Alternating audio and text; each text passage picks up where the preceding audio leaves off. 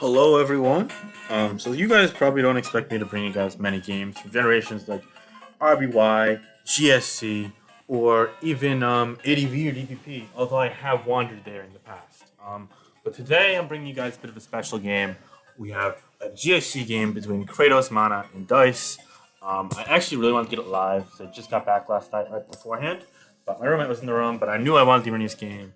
So why, you may ask? So for those of you that don't know, SPL just in week 9, so it's like the decisive week, the final week of the regular season before playoffs.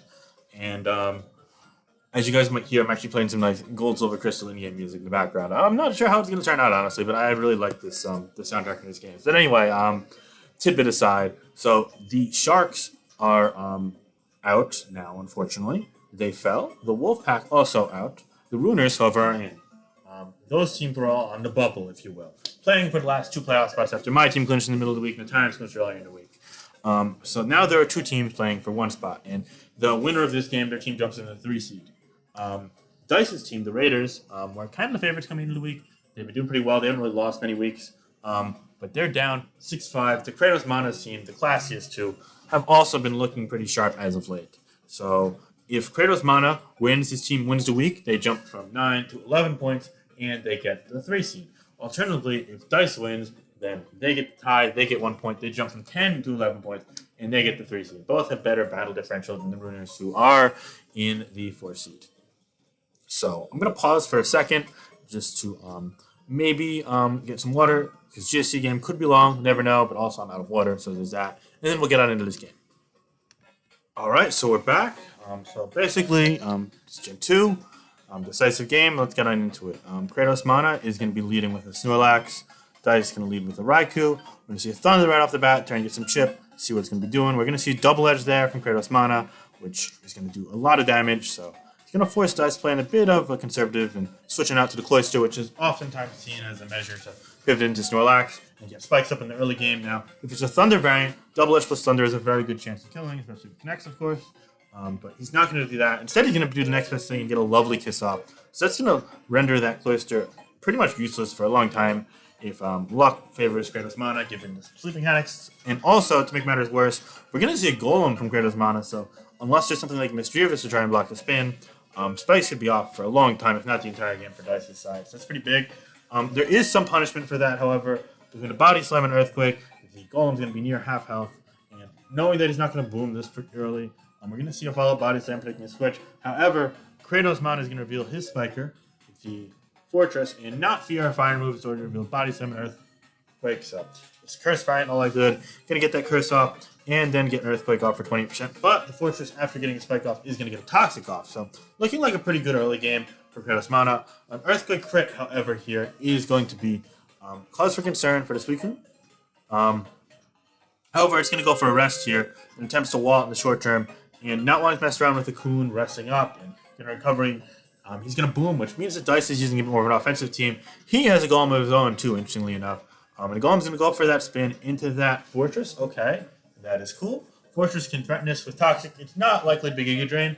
It is a viable move in this generation now. Predicting the switch, knowing that Toxic could be there, he's going to go to his Raikou, which could very well have rest. And now he's going to double switch out to Cloyster, predicting the opposing Golem. Really nice play there. And it's going to force an explosion, knowing that it's probably not going to wait for the first turn. So, yeah, that's good. That's good for Anti. So now Spikes are never coming back up. Zapdos going to come on here for Dice. So it's a dual electric team, kind of going on with an offensive synergy there. Going to be a Thunder Wave, trying to slow things down for a last Pokemon. So think about it. If I'm going to pause here as Anti makes a really nice play, getting Hidden Power into the Golem, which would have been a roll to a kill. Maybe if it got a little higher, I don't know. Maybe still has chance to 46, 48, in the same ballpark, but didn't do the trick. And it's going to be slower, so probably not going to bother. But besides the point, if you're thinking from Dice's perspective, if you're going to boom your Lax into a Coon, and you're going to have a Thunder Wave Zapdos, then the last Pokemon is something that really wants Coon gone and really wants things slowed down. Something like Tar or a Marowak or a Machamp. Those are things that come to mind. I think Tar is probably the least likely of the three. I don't think Tar plus Golem was used much. I don't think this team needs Pursuit either with Earthquake Lax. So, yeah, probably not Tar.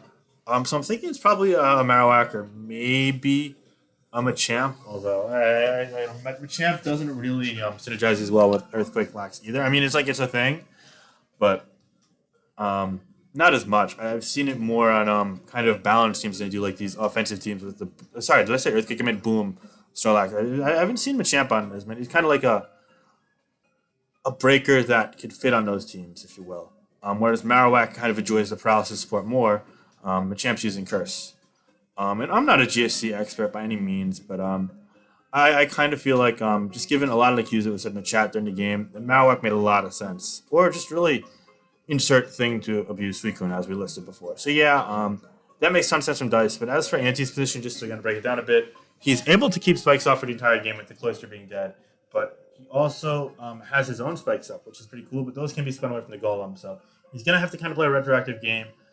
I'd say he's definitely a sizable lead at this point, though, given that and whatever the last may be, hopefully matching up well against Marowak. A lot that can go a long way. But looking at the stall team, it's probably gonna be a Skarmory, just because that's kind of the conventional last in these.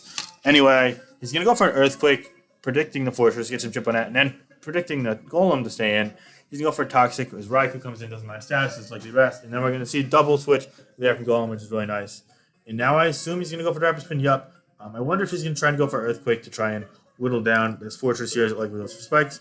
Gonna get one off there on a spike. Okay.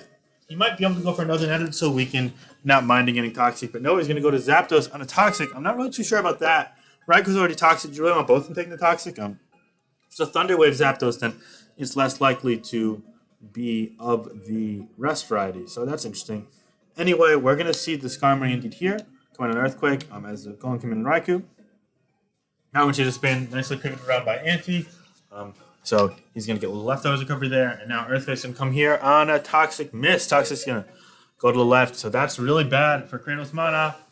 Here comes the follow-up. Toxic's also going to miss. So yeah, it looks like the spike advantage is suddenly neutralized by running Toxic misses, which is unfortunate. Now we're going to see a switch to Skarmory here. Dice going to predict that. Go to Raikou, which is smart. I assume he might just go for Rest here. Yeah, he's going to go for Rest here. And he's not really directly threatened by anything aside from that Snorlax, which is going to come on in here. Yep. And now Golem's going to come in to try and potentially phase this out with a Roar or threaten Boom and force it out. And then maybe go for Earthquake or something. But I mean, then he's probably just going to go for Skarmory. So predicting the Skarmory, Dice is going to go to Zapdos. And he's going to get that correct. Nicely done. So Dice making a lot of aggressive plays, not really taking much time. Now he's going to go to Marowak on the Raikou. Okay, that's huge. We're going to see Sword Dance here. Now the question is he going to flinch? Or is it going to be a Toxic Skarmory? Not going to be Toxic in all likelihood, but he's going to miss on Rock Slide as well when he's going to connect. So it's going to force out the Marowak, and yep, it was a Marowak in fact. So that made a lot of sense why he boomed on this weekend. For those of you that were picking that up. Anyway, we're going to see a Thunder there from Raikou, kind of repeating the opening sequence, if you will. But flipping around a little bit. It's going to miss though. We're going to see 46-pin double edge, followed by a critical hit Thunder doing 50. And another double edge, 46. It's doing a lot of damage. So he's going to have to be careful if your dice. They're not going to even rest. He's going to go to Marowak on a double edge. It's a lot of damage. All of a sudden, it's in 2 kill range for Raikou, 2 kill range for Snorlax, and 3 kill range for Drill Peck. As you see, he's 25, and it's going to be slower. Go for Rock Slide. This is paralyzed. So all of a sudden, not looking great. We're going to see Drill Peck into Raikou. Doubling the Marowak on the Raikou, okay. But are you going to try and force the Skarmory to rest, I presume? It might be Sleep Talk, though. Although Rest, Sleep Talk, Whirlwind, I don't know. I think it's probably Curse. So he's going to get the Rock Slide damage in. But again, you're getting 2 turns left over. So you have to do that sequence a couple times. He's going to get Marowak in here as the Raikou comes in. Okay. We're going to see the Skarmory once more on another Rock Slide. 23 this time. So the Skarmory is getting weaker. It's going to have to rest eventually. But he's going to stay in on the Drill Peck, kicking rest. Go for Swords Dance, but he's going to Drill Peck. And that's really bad for Dice. So all of a sudden, it's looking really bleak for the Dice side after he kind of came back a little bit with those Toxic misses and whatnot. You see, double back to Marowak on the Raikou. Okay, so he's not out of the woods yet. He's going to go for Rock Slide, predicting Skarmory. And no flinch, no para, anything like that. He's going to kill it with Hidden Power Ice. All of a sudden, it looks like Anti's going to win this game. And the Classiest and a surprising twist of fate are going to advance over Twist of Fate's team, the Raiders. So yeah, just kind of seeing the game wind down here, but there's not really much for Dice to do here in terms of making progress, barring ridiculous string of paralysis on this Raikou. Even then, Zapdos lacks rest. Dice is going to say good game. Good luck in playoffs. Zapdos not rest. And that's going to be that, as we're going to see the Boom from Golem not even take out that Skarmory and the Zapdos with Clearly lacks rest given the interaction in the chat for Whirlwind, but it's taking poison damage each turn. So that's a wrap. Drill Peck to make matters worse on the Whirlwind. And it's going to die off there. It's going to be a good game. So in 60 turns, Anti's going to win 4-0. Definitely a little closer than the score reflects. But yes, and back and forth, really nice played game. Really a lot of hype and importance surrounding Reddit's platform collection. So now the Raiders, as I said, play my team. The Classiest. I'm sorry. Play my team, the Chronicles, and the Raiders are out. And the other series between the 4-seed Ruiners and the 1-seed Titans. So yeah, playoffs still coming up this week. Really excited. Definitely stay tuned for some more on that. But until then, it's Finch. Hope you enjoyed. Peace.